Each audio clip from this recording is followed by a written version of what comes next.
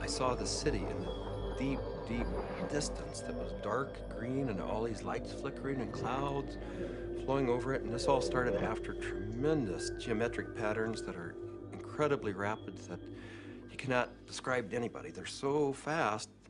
After those had slowed down, I saw this city in the deep distance. So I was sort of watching that, and then this ball of light goes right past me, right in front of me, like, what was that? It didn't scare me, except it was so close. After that, I started looking around. It's like you're in this place, and you're going, why am I in this place? And then I noticed that there was this woman off to my right with a real long nose. She had green skin. She was turning this dial, and I realized she was turning the volume of lights up and down on the city in the distance. And as soon as I looked at her, she noticed I was watching her. And she said, so what else do you want? I said, what else do you have?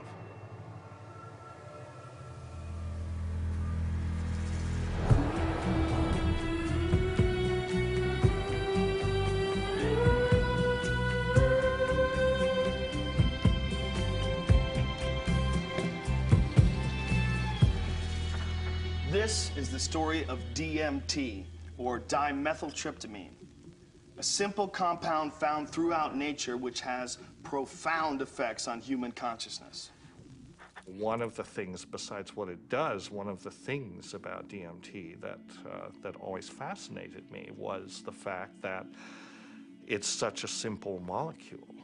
DMT stands for dimethyltryptamine, NN dimethyltryptamine. If you actually look at the ring structure of DMT itself, you only have really 4 positions that you can attach things to.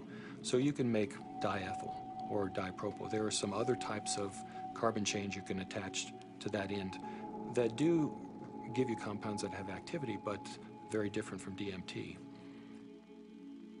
It biosynthetically, it's 2 steps from tryptophan, right?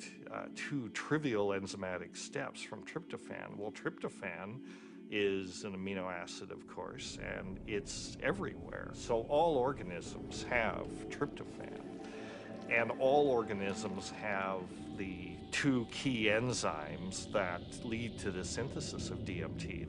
And these enzymes are very ancient enzymes. They're all over the place. They're, again, part of basic metabolism. So theoretically, anything could synthesize DMT. DMT is astonishingly widely available in plants and animals all around the world, but so far nobody really knows why it's there or what its function is. That's the $64 billion question, is why is DMT in our bodies? Why is it in plants and all sorts of mammals? And what is the role it plays in humans? The conventional wisdom 30, 40 years ago was that these things had no real function. They were just sort of physiological noise, but that's a very naive understanding. And what we now understand is that these secondary compounds are, in a sense, the language of plants. These are messenger molecules. This is what plants use to mediate their relationships with other organisms in the environment. Why is it that human beings' central nervous system are wired to receive this experience? Must be that, you know, there's important information to be learned. So I don't think it's universally present in nature by accident. It has a real function. We have co-evolved with these plants. There's a purpose and a meaning to it.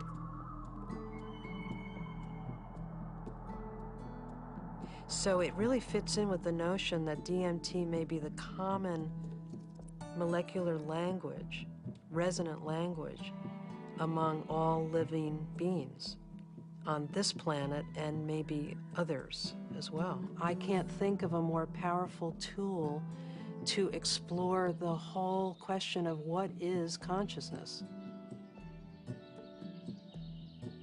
these substances are tools that can be used to expand awareness in all areas of life and apply that expanded awareness for the betterment of people's lives and their communities, their families, and our society. The good news is that there's a growing number of Westerners and actually intellectuals, scientists, artists, movers and shakers, filmmakers, and so on, who realize that this stuff is all too interesting just to go on keeping it swept under the rug. And meanwhile, the Inquisition was a long time ago. The birth of rationalism was a long time ago. At this point, there's no good reason, apart from bad habit, to keep up these barriers. With the help of two concepts that are traditionally opposed, science and spirituality, we humbly reintroduce psychedelics back into the cultural dialogue. DMT, the spirit molecule, you know, it's a conundrum, it's a paradox. What the spirit is the inner world. The molecule is the external world. So the psychedelics or entheogens take us from the science to the spirit. I was drawn to the pineal gland, which is a very small organ in the center of the brain, which has always been an object of interest and even veneration for a lot of esoteric physiological disciplines. I thought, you know, it wasn't totally crazy to presume a pineal site of origin of DMT. Which, you know, fit in nicely with my theory that the pineal was somehow involved in naturally occurring mystical states. This hypothesis proposes that the pineal gland at certain times, when it's under a specific stress or stimulation, it releases a significant amount of this hormone, DMT, and it's that hormone that facilitates the entering and exiting of the soul in the body. This is what the Jewish sage mystics have been describing in a coded language for literally thousands of years. Through meditation, through fasting, chanting, any number of techniques, there might be a burst of endogenous DMT that was correlated with mystical and near-death experiences. And I had this theory that there was a big similarity between psychedelics and experiences that were possible with a lot of meditation. And that was one of the original findings that led me to start looking for a spirit molecule, for a compound in the brain that elicited mystical experience.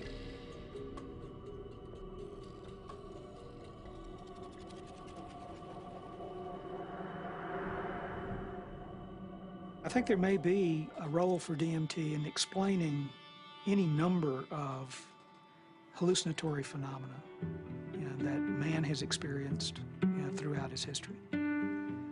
Creativity, imagination, dream states, changes that occur due to isolation, trauma, starvation, all of which produce hallucinatory phenomena. These hallucinatory phenomena are explainable by the presence of compounds known to produce hallucinations. And the only compounds that we know of that are capable of doing this are the class of compounds known as hallucinogens. When thinking about spiritual states, I think endogenous hallucinogenic compounds and molecules that the brain can potentially release are probably very relevant to this topic, because on one hand, they may really help us to elucidate what is the neurochemical mechanism of these experiences. I mean, if we can say that there's a release of endogenous opiates, or we can say that there's a release of dopamine or something like that, and we can measure that release and we can see where in the brain those different molecules go, what receptors they activate or deactivate, and hence we can really learn a lot more about what these experiences are, because it really can allow us to match up these experiences that people have with hallucinogens, as well as understanding where they are related in the context of the brain's receptors and the different parts of the brain that may or may not become active.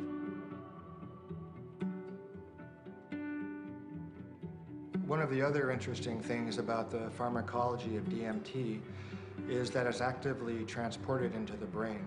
And so you have to wonder about the role of DMT in just everyday, normal, perceptual, activity. Too much DMT and things become very psychedelic, or, not enough, DMT in the brain can make things dull and flat and gray. There's something that, for me, makes sense about DMT. You called it the spirit molecule. It might almost be called, the reality molecule. Philosophically, it makes sense that something that would be so fundamental to the way we perceive reality would be imbued out there in reality.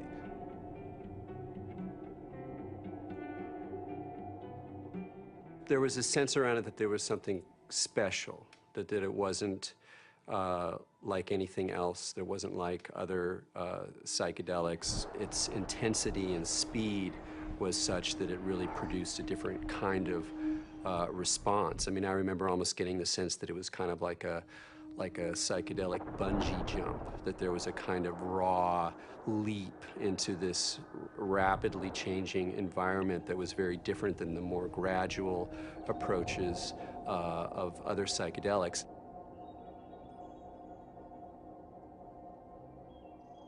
Smoke DMT is sort of like the drive-by shooting of psychedelics. You're in one place, bang, you're in another place, and then bang, you're back down. So it doesn't leave a whole lot of room for that narrative of who am I, what am I doing here, why am I in this space, what am I learning? It's almost like there was too much information to process in that few-minute span to integrate once you drop back down. Dimethyltryptamine, when it is administered, has a very rapid onset and a very short duration of action. This is because it's very rapidly broken down by the body so that it can be cleared. DMT is rapidly degraded by an enzyme in the liver called monoamine oxidase, or MAO. That's the reason it's not active when you take it by mouth. Whereas psilocybin, when you take it by mouth, it's not broken down by monoamine oxidase very quickly at all. So it gets through the liver and passes on into the bloodstream and into the brain.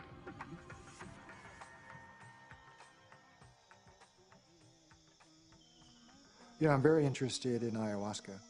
When I began my studies in the early 1990s, ayahuasca was just starting to make inroads into the West, but it's obviously become a lot more popular in the last 10, 15 years. And the visionary ingredient in ayahuasca is DMT. Through some amazing feat of pre-literate chemistry, the Amazonian natives stumbled upon or combined whatever. I don't know how they did it, but they found that one plant contains DMT and one plant contains an enzyme inhibitor. Combine them, you can drink DMT and it's orally active. So it starts working in a half hour, lasts for 3 or 4 hours. And you can, maneuver a lot more comfortably within that state than you can when you're just smoking it or injecting it. Orally active ayahuasca tends to pick you up and gently carry you into the space and hug you and embrace you and clean you and show you all sorts of mystical visions, and then it very gently brings you back down like you're floating on a feather back to the ground. As valuable as my DMT experiences have been, I feel that there's a lot more enduring value, really, in this folk technology, which stretches it out and makes it a navigable space. Our whole Western, European-derived tradition of distilling alcohols and isolating chemicals and making everything stronger and taking it out of nature and putting it into the biggest punch that we can, I don't think that generally that's the most useful way. I think there's a reason that cultures have learned to turn a 5-minute experience into a 5-hour experience. It seems to me that ayahuasca has had a plan, and that it's reached out into the world and brought DMT into many, many thousands of lives in a much bigger canvas than it had reached for the last 10,000 or however many years. And it's done it very rapidly, and it's done with form to go with it. And ayahuasca is much harder for the power structures that we have now. It's much harder for them to put down because it has been part of a legitimate religious and spiritual practice for thousands of years, certainly in the Amazon.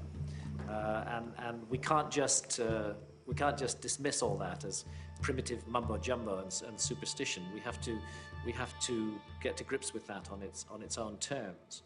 I think that there's a growing number of people who feel this desire to get back in touch with nature, with plants, with animals, and who know that through the shamanic path there's a way of doing this, and that actually these tools, these psychoactive tools for plants like ayahuasca is a very direct way of doing this. Now, it may not be everybody's cup of tea, and I think a lot of people are actually with reason afraid of it.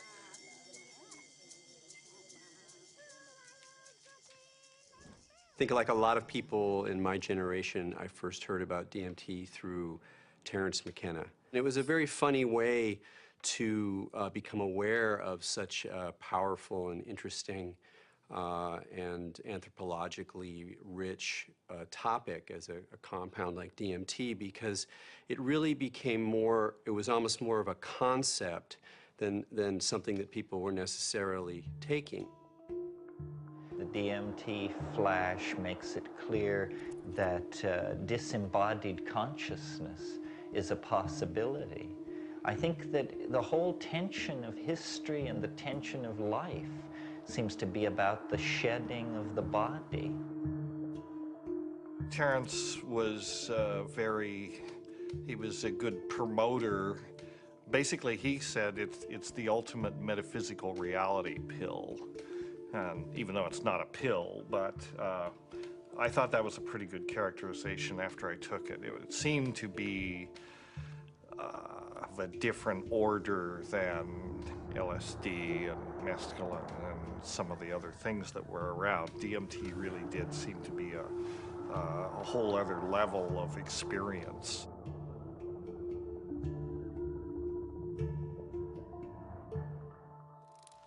I ask that you suspend any opinions, either negative or positive, about these compounds. Whatever you believe their value to be, they continue to have profound effects wherever we find their use, whether it's contemporary Western culture or in the Amazon rainforest. It was in the 50s that the ayahuasca churches started going public. You know, there was a kind of transition from the indigenous Indians in South America to the mestizo people in the cities, and then these churches, you know, the Santo Daime Church and then the UDV Church a little later, started doing ceremonies that would made the ayahuasca accessible not just to Indians, but to urban people in the big cities in Brazil, who are as far from the shamans as we are. In the early 1990s, the UDV established a branch of their church in the United States. In the late 90s, the U.S. Customs Department, along with the DEA, intercepted a shipment of ayahuasca. The church protested the government action. They contended that it violated the Religious Freedom Restoration Act, and the case was heard in the U.S. Supreme Court, and in February 2006, their decision was announced, and it was a unanimous decision on the side of the UDV.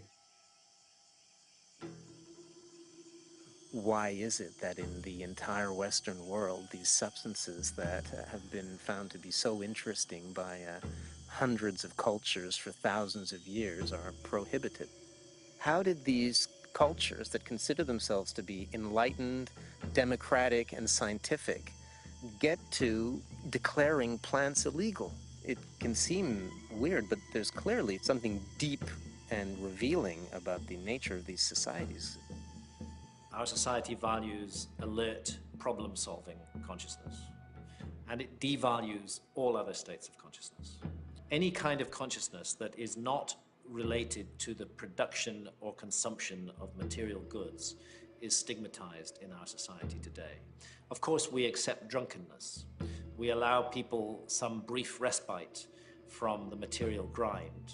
A society that subscribes to that model is a society that is going to condemn states of consciousness that have nothing to do with the alert problem-solving mentality. And if you go back to the 1960s, when there was, a tremendous upsurge of exploration of psychedelics, I would say that the huge backlash that followed that had to do with a fear on the part of the powers that be, that if enough people went into those realms and those experiences, the very fabric of the society we have today would be picked apart, and most importantly, those in power at the top would not be in power at the top anymore.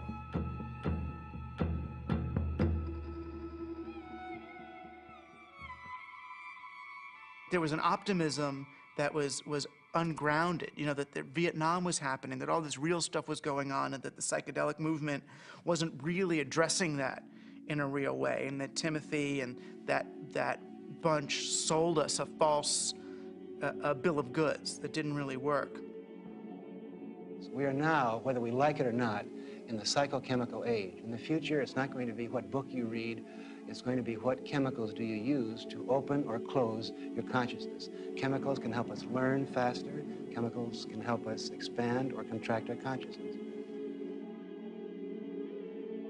The atmosphere in the 1960s was, we are doing research here. We are dedicating our lives to trying just about everything on the planet. So we would try it, then we would talk about it, then we would evaluate it. We regarded ourselves more or less as spiritual pioneers. I mean, the way I look at the 60s, you can see it as a kind of failed attempt at a mass cultural voyage of initiation. So people would try to go out into these other realities, but they didn't have a basis for it. There weren't wisdom traditions and elders. There weren't like connections of shamanic lineages. So people would go out and they would kind of like smash apart. Timothy Leary really so discredited a scientific approach to studying this, because he started off doing interesting research and then got into advocating use in a way that was incredibly threatening. Culturally, we reacted, and politically, it became impossible to do this sort of research.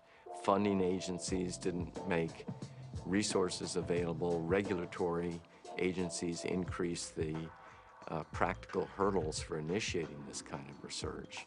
And I think people who had interest in research of this type largely were discredited because of their interest in the research. Social, political, scientific issues that came together pushed these drugs out of the scientific marketplace.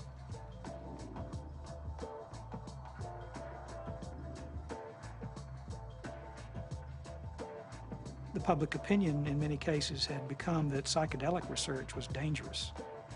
The lay public was uninformed about the true nature of these compounds and what their importance may be in the understanding of perception itself. One of the tragedies to me is that the clinical research on these substances pretty much stopped around 1970. And for me, it's especially tragic because I really believe that these substances played a major role in the development of our philosophy and thinking throughout the world. What a lot of people don't realize is that psychiatry, up until the 50s, the field in general had no concept that neurochemistry played any role in emotion or behavior, which today seems really bizarre. And the discovery of LSD and its potent effects on the human psyche occurred almost contemporaneously with the discovery of serotonin as a molecule in the brain. And it was really when people looked at the structure of serotonin and compared it with LSD that they really began to think, maybe neurochemistry plays a role in brain chemistry and behavioral states. If LSD had not been discovered, I doubt we would have had any of the drugs we have, at least not as quickly as we do for treating depression and so forth.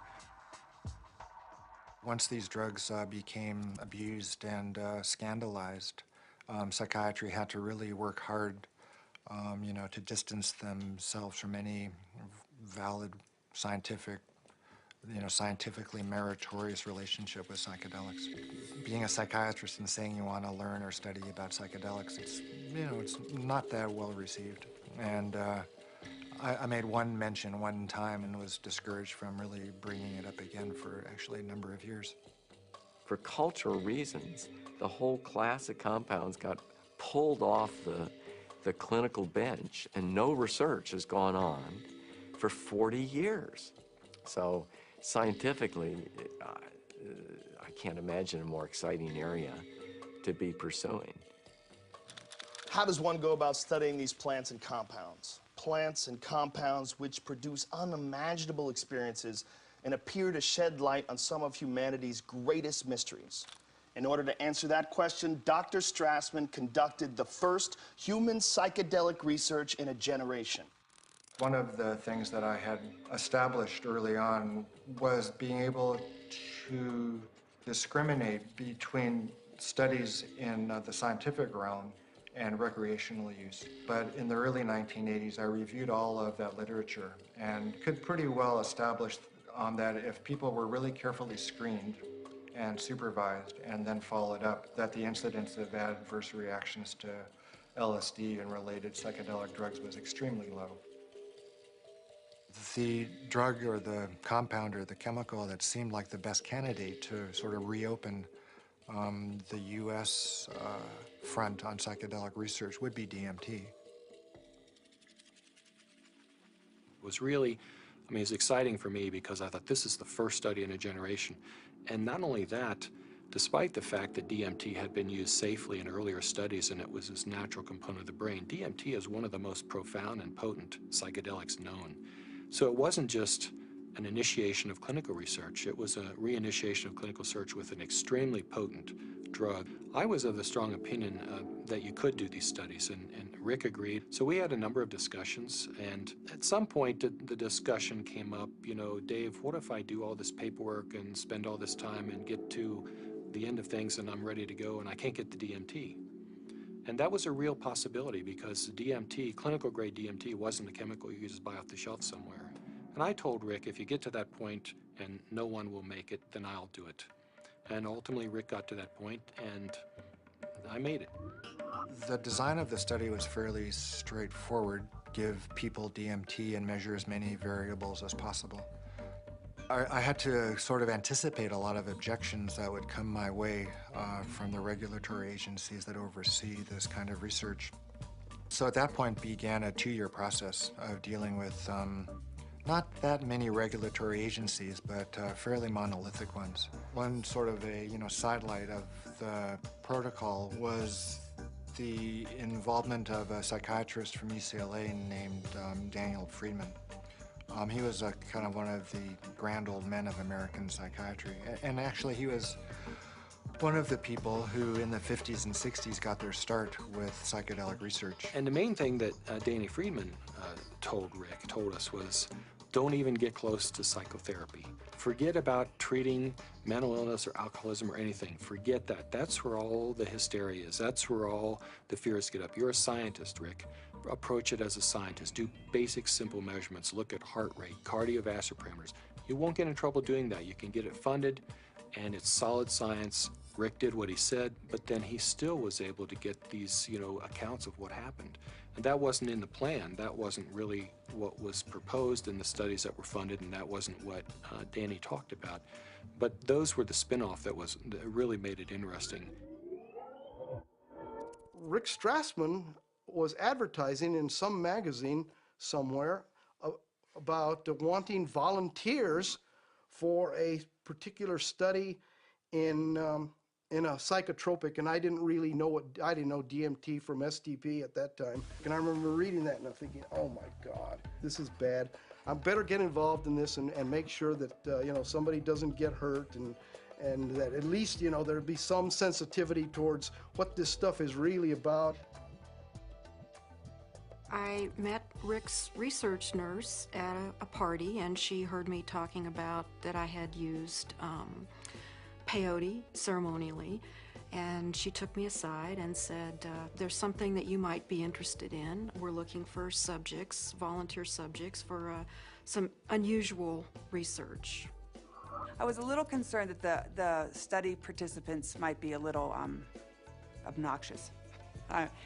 Maybe that's not the right word, but you know, people that were just seeking to do a lot of drugs, and they were very professional people.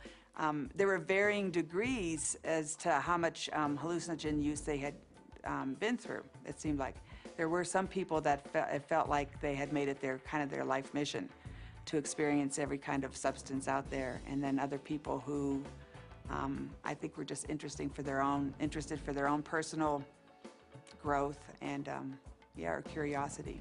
Once we actually got into the preparation for the actual trips, Rick asked me about roller coasters. Do you like roller coasters? You know, the sensation of going up really high and then slamming back down towards Earth. And I said, no, I hate them. They're horrible. And he said, not good. I just wanted to go with the experience, learn as much as I could, absorb as much as I could, and be humble to it. The idea of legally sanctioned psychedelics was just very compelling. Plus, you're in a hospital, so should you get that uncomfortable experience that you're dying, you're with doctors in a very safe environment from that point of view. I mean, this was really very cutting edge, very out there, it was high risk, and people knew what they were getting into, and they wanted to have the extra reassurance, and I was glad, actually, to have a crash cart in their room and a team, you know, in the hospital to respond to any emergencies. You're in this hospital room, and there's all the sounds and the smells and just the prior experiences of being in the hospital. You know, all these negative things come back. So there was the whole environment to be overcome, because little did I know that it didn't matter where I was. I wasn't going to be in my body. I was going to be out in the universe, and it didn't matter where you launched from. It could be a hospital room, it could be the jungle in the Amazon. It didn't matter where you were, because you weren't going to stay there. Set and setting is so important. It's even more important than the substance. More important than the substance. Set and setting is everything. Now, what is the set and setting when you are blindfolded? The set and setting is not what you're seeing. You're not seeing anything. The set and setting is your internal self. The things that you have learned, the capacities that you have achieved, the conditions of your own psyche and psychology, these are your set and setting. It's the medicine combined with or interacting with the set and setting that creates an effect of safety, of trust, of comfort, and of resourcefulness that makes it possible for you to take some big leaps and receive some big gifts. And if that's not there, you just get terrified. So I didn't really have physical fears so much that they would die or have a stroke. I did have some fears about people's mental health, you know, especially with some of the higher doses.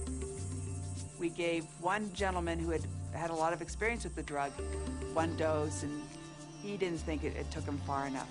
So then we gave him a higher dose, and he was gone. He was really gone. It reminded me of something from The Exorcist. I mean, he just boom, sat bolt up in the bed, and his eyes opened up, and they were completely dilated and black. And I almost thought he was going to turn his head completely around. And I remember looking at Rick, and Rick looked at me, and I thought, oh my God, he's gone. I hope he comes back. And he did. The countdown was like, you know, counting down for preparing for your death, like waiting to surrender. And you'd feel the coldness, and the coldness just going through your veins, and it's really indescribable. It's hard to, you know, it's like ice going through your veins. And the next thing that would happen, besides my racing heart, is this burning sensation would happen on the back of my neck. I mean, this was reliable. This is like clockwork. This happened every time that you shot me up with DMT. And then there'd be a hum, and the hum would get louder and louder, and to the point where it broke apart everything that I was or knew. It was just this,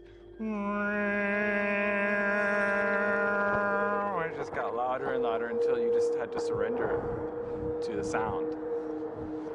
And then you were there. I would get a warm, full feeling, a golden feeling in my chest before it went to my head. And I'd feel this warm rod, about 1.5 inches in diameter, start growing up inside my central channel. It would come up and sort of slow, warm up my chest, go up through my head, and slow down and put tremendous pressure in my sinuses behind my eyes, and slow down. Start to grow and distend the skin behind my forehead about 1 inch, behind my hairline. And when it had, I was afraid it was gonna pop my skin a few times because it was a very physical feeling. About 1.5 inches, 2 inches above my skull, when it popped through there, then the psychedelic trip would start. I thought I died.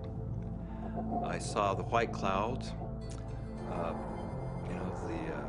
Renaissance white fluffy clouds with the gods and the angels and all that stuff is what I saw.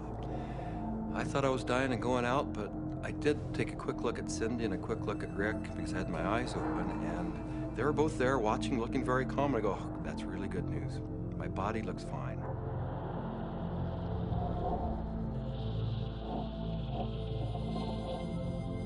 So I didn't know whether it was my birth I was re-experiencing, my death which was yet to come, because I know that time crumbles. The linearity of time is totally meaningless in these states. You are at the Godhead, the point where all time folds in on itself. More and more layers of my humanity start peeling off. Finally, the last, almost the last layer, and I can't even describe what it is, but you have, at some reaches way in there, there is like the last layer of that which defines you as a human being, and it goes, you are no longer a human being. In fact, you're no longer anything you can identify. There was no concept of time. It was so disorienting. I was so terrified. I have never in my entire life been so terrified to be blasted out of my body, to leave my body behind, to be going at warp speed backwards through my own DNA, out the other end, into the universe. And so I went right into this white light. As soon as I went into it, I lost any sense of being different, any sense of what I was doing, past, any sense of future. It was absolutely blissful and euphoric, and I just felt like it wasn't I. I was everything. I was the light. There was no sense of separation, no shadows, no differences, no past, no future. It was all present and white yellow light. Then I felt myself falling out of this light, and as I fell out of it, I could feel the light was like a glow, like the sun with flames coming out and lapping out, and I could already start to feel this tremendous separation. I reached across, and it was suddenly I'm in the universe, in this huge void, with these beings on the other side, and I put out my hands, and this incredible rainbow of pink light went between me and these entities. And I was trying to make it be like a white light, but it was this incredible pink light, this energy of love that this capacity of love that we as human beings have, that I was trying to just send to them. This meteor-like trip through the infinite space of the interior consciousness is up pops the picture puzzle pattern door. And I'm now whizzing through this sucker like if it was nothing. I'm flying through it. But now I know what the picture puzzle pattern door is. The picture puzzle pattern door is the farthest reaches of your humanity. This is the doorway into what defines you as a human being. When you go past that, you stop being human. to a degree, and the further you get past this point, the further away you go from being a human being. But right here, this picture puzzle pattern door is everything. It's everything. It's what defines you as a human being. This picture puzzle pattern door is you. This is like the actual core of where all of reality is emanating from. This is where meaning comes from. Symbols were pouring out. They were intertwined. Every symbol and letter and in every language was pouring out of this point. And I looked around at my environment and I was trying to absorb everything, to understand, but there were all of these machines or structures or things that I had never seen before, that I had no idea what they were. I was like a caveman in a computer lab. I didn't have any idea, but I knew in my intellectual awareness that this was a very advanced civilization or life forms or whatever they were. They were so far advanced from what we know here on Earth. There's one state in it, I call it the hobby horses, and they're interlocking, reticulating, vibrating hobby horses, and I use that's what they seem like to me. They interlock, and they form a visual pattern that seems infinite in scape. And then you're on the inside, outside, inside, every side, and so it's less possible to use, words sort of start to escape you. The texture of the space was very much like an animated Mexican tile. It seemed to be hyper vivid in color, in a Technicolor sense, but also very clay-like and earth, like with an earthen, pointing towards earth, but not really being of earth. And there was no I. There was just a sense of a witness being suspended in this incredible vaulted space, like a cathedral made out of stained glass of all imaginable colors. Unbelievable brilliance and saturation of color. Just this amazing pattern in this dome, this gigantic dome. It felt like the size of of a small planet. And there were these winged beings. I don't remember exactly what they looked, but were like angels, something like angels, that were majestically kind of flying through the space. But there was something about the quality of how they were flying that was unique. I'd never seen anything like it. It was like, I don't know, the sense of another realm that was there. My sense was at some point, there was this implicit sense, this is the divine realm. This is the divine realm. And it was not like a thought, but it was like this implicit kind of grokking recognition. It was all very, very impersonal until I got to the space where I realized that I was in the area where souls await rebirth. And I was there, and I had been there so many times before.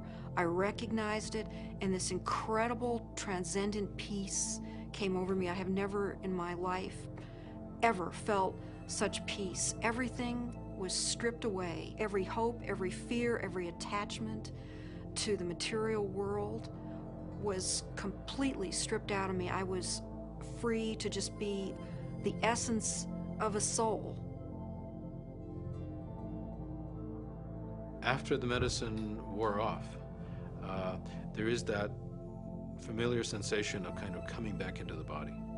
And I do remember that. That was part of almost all of those experiences of kind of coalescing back into sensory awareness and a sense of having a body and of that becoming a little more substantial, and then say, oh yeah, here I am, and I live in a body and I'm okay.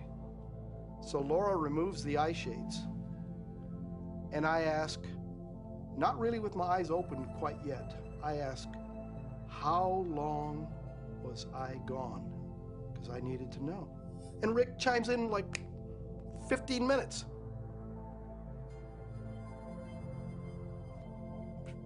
for a moment, I'm shocked. I'm like, you know, mind, you know, has to try to catch up, because now the whole cognitive dissonance of the experience has to catch up. I was gone for 15 minutes. 1,000 years of experience in 15 minutes.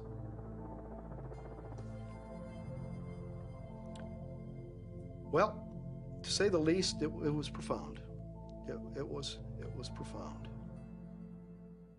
I mean, it's amazing. I mean, it's amazing what a human being can experience in a hospital bed.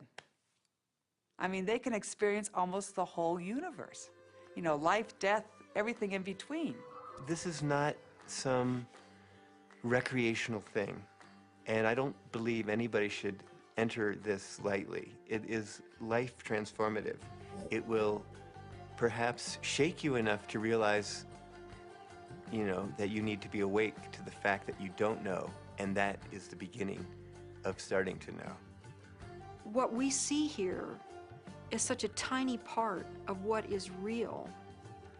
I get really frustrated because, of course, there's no way to prove that where I went was deep space, that I encountered, you know, other entities, other life forms that exist in this universe. At some point, maybe our civilization will become advanced enough and we will throw off these anchors of impossible thought, that these things are impossible, that it's not, you know, that everything that exists where we can see it. I wrapped up the studies in '95 and really just had to take a break for a couple of years. I was aware of a growing sense of discomfort with what I was doing because I just couldn't explain it. And it seemed to me if I couldn't model and explain what was going on that I was doing and just, you know, bringing people to the edge of these kinds of experiences, it seemed like I ought to. That it was a little irresponsible to be sort of pushing people off the cliff like that without really knowing exactly what it was and accepting and understanding and feeling comfortable with that model. And, you know, I think what began dawning on me after a while once I stopped the study was that I was really dealing with a spiritual phenomenon. What do these experiences say about the nature of reality, the nature of our minds, or the function of our brain that we can so quickly shift into these alternate realities? Let's take a step back and consider how these experiences inform us about ourselves, our consciousness, and the symbiosis of the two. It started seeming to me that what was happening with DMT, particularly with respect to some of these reports of entering parallel or alternate or freestanding parallel sorts of realms of existence, is that indeed was what their consciousness was doing. The chemistry of their brain, which is the organ of consciousness, was being changed by DMT in such a way that they could then receive information that we weren't able to receive normally. Yes, there's the experiences from DMT and ayahuasca, and they have their function. But if we'll also look at what it enables us to see, it just rips that filtering mechanism away for a few minutes, and for a few minutes you're immersed in sort of this raw data sphere of input, of sensory input, of memories, of associations. I mean, it seems like the brain builds reality out of these things, what you're experiencing, what you have experienced, and how you associate and synthesize these things together to tell yourself a story, essentially, about what's going on, where you are in space and time.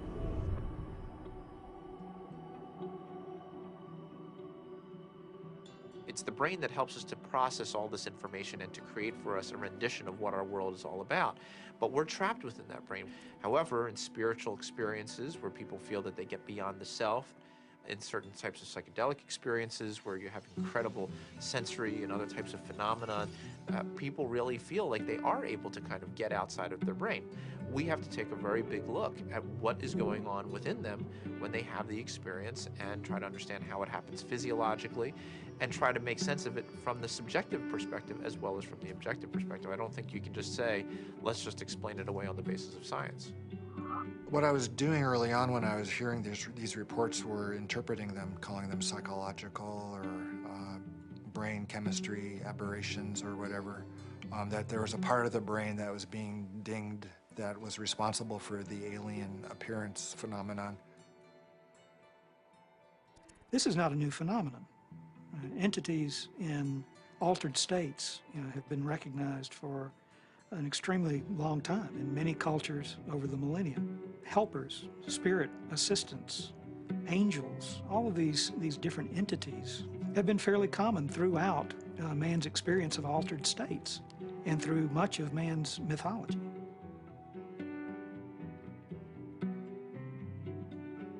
I don't think it's out of the realm of possibility that people are in some way interacting with some sort of an intelligence or sentient being or something that exists at some level that's not in this three-dimensional physical plane. I'm looking at it from a sense of, okay, is the drug healing you? Is it helping you? Or is it giving you the tools? What are you bringing back? What you bring back, I think, has to be something more than there are these entities out there. The best psychedelic explorers are people who realize that even the truths they see on a trip are not truths, but new models, new what-ifs, alternative frames. Unless there is a map and a clear methodology, then one will just have a variety of different experiences. All these various experiences that have been reported from NDEs, near-death experiences, alien abductions, alien encounters, sexual ecstasy, I believe all of these experiences, in fact, are fractals. If we understand the concept of fractal geometry, no matter how small it is, it contains everything that is in the larger picture. And thus, that validates profoundly all these various experiences.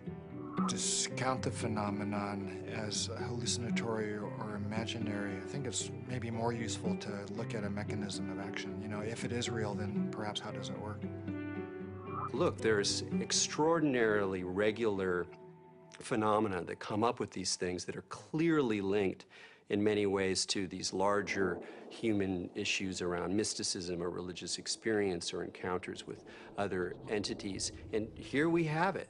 And if you can't go in there and really go in there and account for this material inside your neuroscientific framework, you're leaving a huge gap. You gotta account for this stuff the way you gotta account for dreams, the way you gotta account for all sorts of psychoactive responses. Using DMT as an explanatory model, as kind of the mediator between our consciousness and the consciousness of a non-corporeal sort of reality, it's handy. With DMT, there are no words. I would try to wrap mathematical vocabulary around the experience afterwards. I specialized in the metaphor of vibration and how vibrations in fluids created form in fluid, and that would be the key to the relationship between the spiritual realm and the ordinary realm. This was the window that was opened by DMT. Using psychedelic drugs or other types of pharmacological substances can help to induce a state where people feel that they touch a deeper sense of reality, where they understand reality on a more fundamental level, and they gain a great deal of insight and knowledge into the ways in which the world works and how they are, as a human being, supposed to relate to that world. DMT is somehow, it seems to me in my experience, more of a breakthrough than LSD, mushrooms, peyote, and so on. It's instructive. It's more supportive of future evolution and the creation of the future. And it is in itself more of a mystery. How could this little stuff produce something that has intelligence, you know, that is actually a doorway to another reality? So what is the nature of reality, and what is the nature of how we as human beings experience it? Can we understand it better? Are we capable of understanding reality on some very fundamental levels? And what do we need to do in order to prepare for that? You know, there are parallel universes, it seems, at least that's a theory in modern physics. There is dark matter, which is a huge amount of the matter of the universe, maybe 95% or more. As radical an idea, it's just a logical extension in some ways of, instead of using a machine to see more than we normally can see, we're using the brain. There are fields which are undiscovered so far, which have nothing to do with anything that is discovered so far. The gravitational field, you know, was unknown before the year 1604. The electromagnetic field, unknown before the year 1830 or something. All of these, what we call the fundamental fields of mathematical physics, are new discoveries. Dark energy is also even newer discovery, and beyond that are maybe more discoveries yet coming beyond our cosmos itself, in higher dimensions, as they say. I still don't have very much use for the concept of God, but I do believe that there are higher levels, transcendent levels of reality, and I'm actually now starting to really believe that the brain is not the source of consciousness, is not really who we are, but it's more like a radio tuner for something way bigger. Are these experiences, spiritual experiences or otherwise, are they created by physiological processes, or is the brain itself responding to something that's going on? And the fact that somebody may actually find a way of turning on their brain to spiritual experiences, again, I mean, I'm not sure that that necessarily diminishes the reality or the realness of what those experiences are about. If the pharmacology or the psychopharmacology of psychedelic experiences turned out to be essentially the same as religious or spiritual experiences, it would help us to understand where these experiences are occurring within the human brain. I'm actually quite convinced that we're probing the biological basis of moral and ethical behavior. I think these primary religious experiences really are at the bedrock of the world's religions. The research and knowledge and speculation about the pineal body and DMT is in fact the hand of God that is interacting with our natural evolution to stimulate and accelerate the process of redemption of individual and of collective global enlightenment. Because of my ayahuasca experiences, I consider myself a spiritual person. I know things now that I could never have known otherwise. This experience is so familiar for a lot of different people, and is so easily acquired, and so much information comes with so little effort that it is a kind of a miracle. It's a miraculous way for us to transcend ordinary reality and obtain maybe an intimation of what's necessary for survival. Ranging from new forms of medical treatment to a better understanding of the universe to life-changing spiritual revelations, these natural tools offer us the ability to seek greater knowledge. Tools that could positively affect life on our planet. Let's answer Dr. Strassman's question. If so, so what? Because of the collapse of consciousness, spiritual and scientific knowledge split apart. Both these modes of knowing have to come together. In other words, science and technology, from a traditional religious perspective, is not an extra. It is part of the process by which humanity is going to evolve into its next stage. How do we find like the right form for psychedelics in the future. I mean, assuming that psychedelics are part of the human future, right? For that, at the moment, they're still, you know, generally repressed and suppressed and legal. If that were to change, you know, how would we begin to construct a kind of system that would allow for a kind of rational and mature exploration of psychedelics? I think that the name of the game is to show science the pertinence of this somewhat outlandish realm. And it's not just crazy stuff. It shouldn't be considered as, let's say, not even worthy of interest or illegitimate. I actually think because it's declared off bounds, it just makes it interesting to start with. But one doesn't want to throw out the baby with the bathwater, and I think it's really important to stay faithful to science. What does it mean? Why is there a part of the brain that seems to be, for lack of a better word, a God detector? You know, what's the evolutionary advantage to having some part of the brain that seems to, you know, trigger and mediate experiences of the transcendent? The Kabbalah is revealing to us that the pineal body is actually the very edge of the higher dimension that is penetrating into our lower dimension, and it is located precisely in the middle of the brain. I can remember reading about Descartes thinking that it was actually the interface between the spiritual dimension and the dimension of matter. And I remember studying that as a foolish idea from our history. And now it seems actually like a very interesting idea. What we are looking for out there is really in here. It is the doorway. It is the gate. So we focus on the transformative effect of the psychedelics. But it's also true that the reverse is true, that it requires transformation in order to embrace psychedelics. You know, it's one of the tricky paradoxes of postmodernism that psychedelics both require and produce a transformative effect. We have severed our connection to spirit.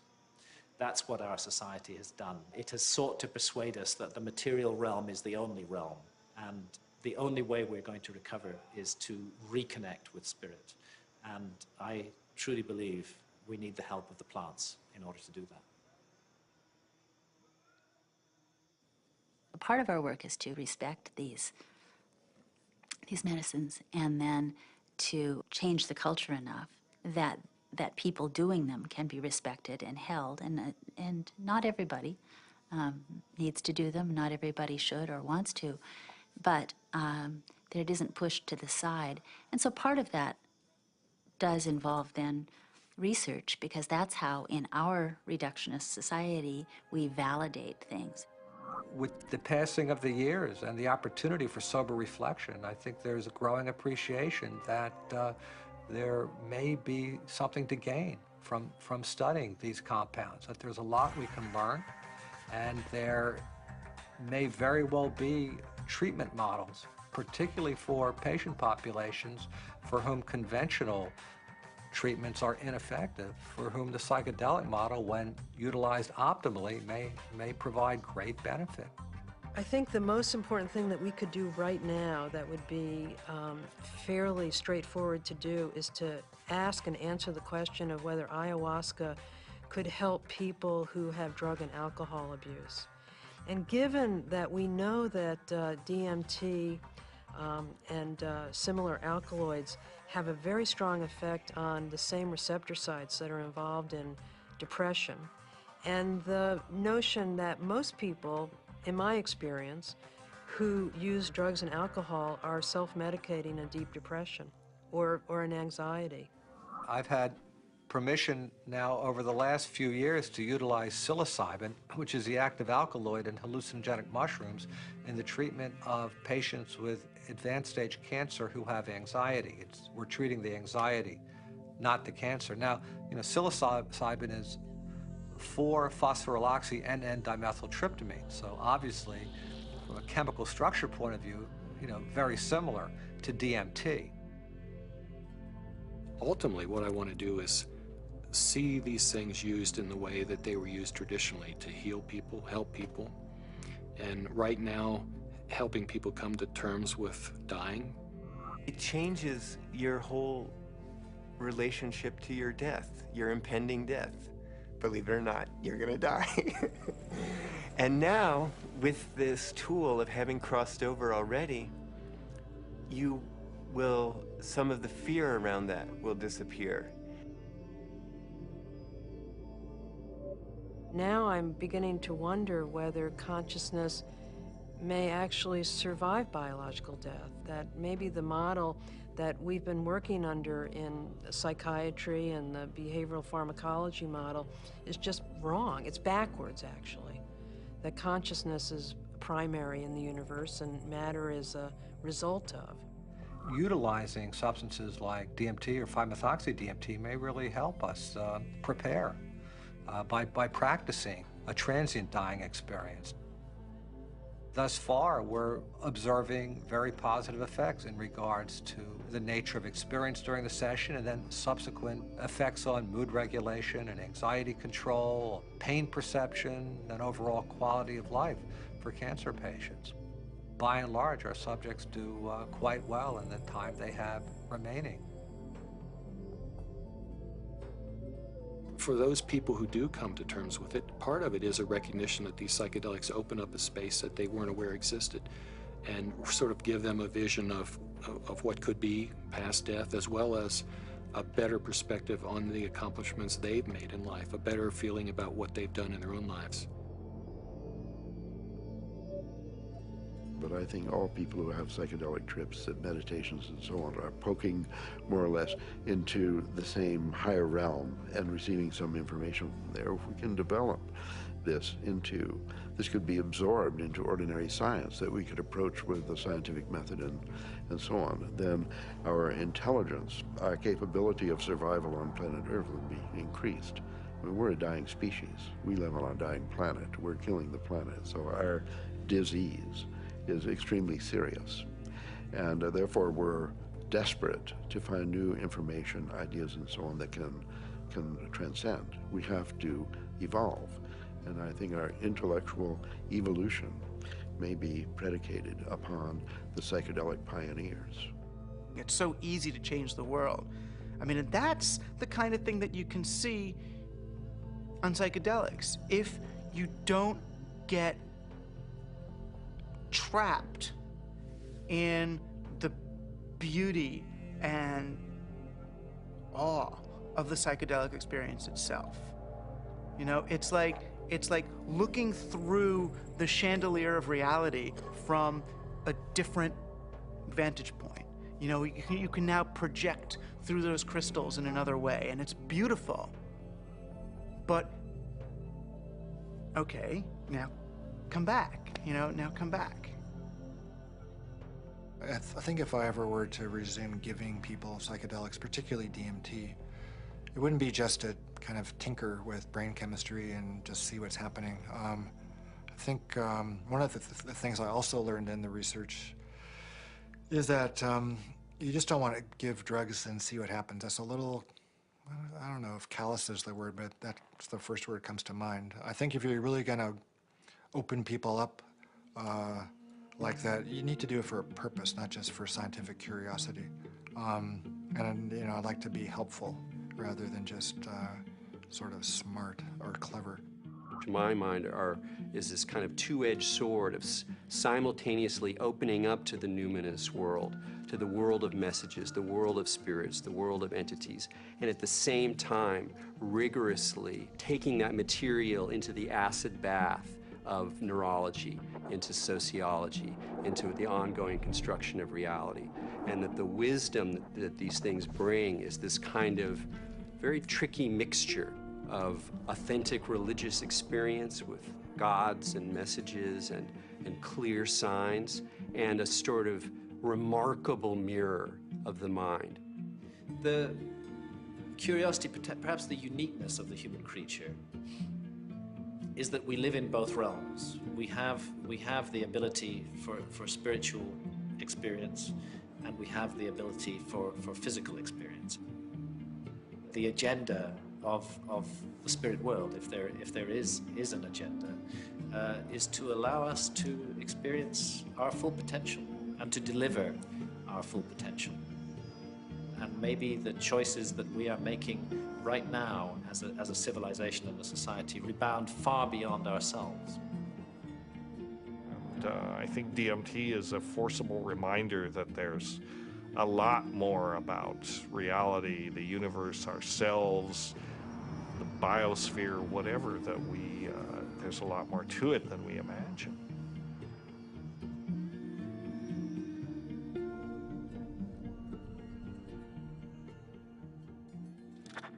It seems our reality is not the only reality. Occasionally, the cracks reveal themselves and may even want to be discovered.